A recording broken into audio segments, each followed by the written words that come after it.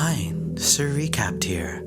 Today, we will be exploring the 2013 crime comedy film titled We're the Millers. As usual, spoilers ahead. A low-level Mary Jane dealer living in Denver, David Clark, is robbed out of his money and stash, some of which he owes to his supplier, Brad.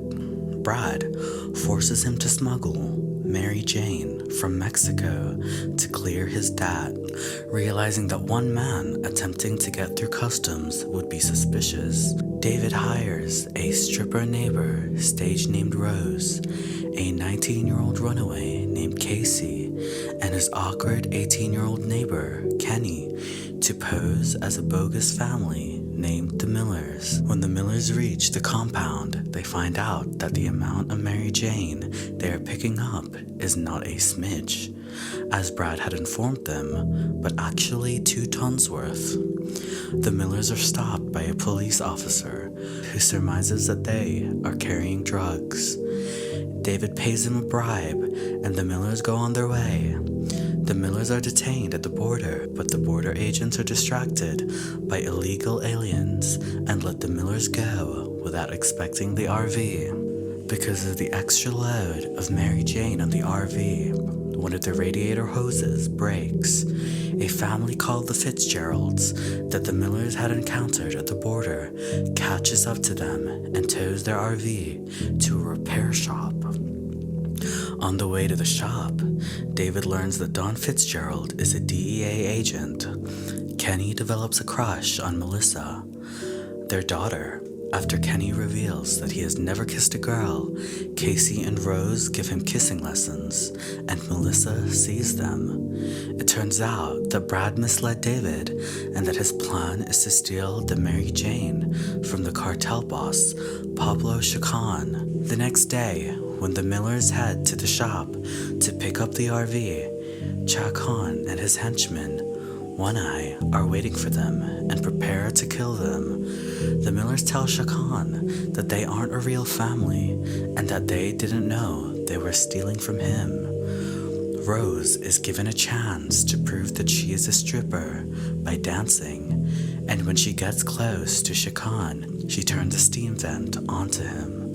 The Millers then escape in the RV, with Kenny behind the wheel. Due to Kenny's erratic driving, the RV veers off the highway. A tarantula crawls up Kenny's leg, biting his testicles. After Kenny has a severe allergic reaction to the bite, the Millers head to the hospital.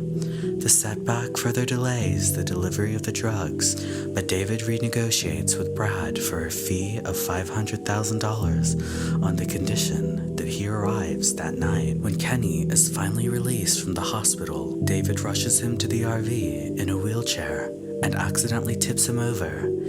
In the ensuing argument, David inadvertently reveals how much he is getting paid in comparison to how little he offered to pay each of the others.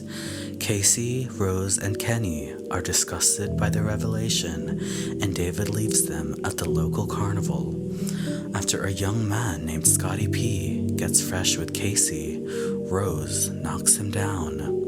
Shortly after leaving, David regrets abandoning his companions and returns, begging them to come back with him. They agree to do so. On their way to the RV, One Eye discovers them and is about to shoot them, but Don comes out of his camper and subdues him. Chacon then comes around the corner with Melissa, held at gunpoint, and is about to kill them all, but is momentarily distracted by the 4th of July fireworks. David and Kenny subdue him. David kisses Rose and Kenny kisses Melissa. Don arrests Chacon, but lets the Millers leave. When David delivers the drugs to Brad, DEA agents arrest him. The agent in charge is Don, who tells David that he will have to remain in witness protection until the trial of Brad and Chacon. He then adds that anyone that was a witness to the crime will be in protection as well. The Millers are then seen together at a suburban house where several Mary Jane plants are growing in the gardens. Let us know what you think in the comments down below. For more videos like this, don't forget to like and subscribe to our channel. Until next time.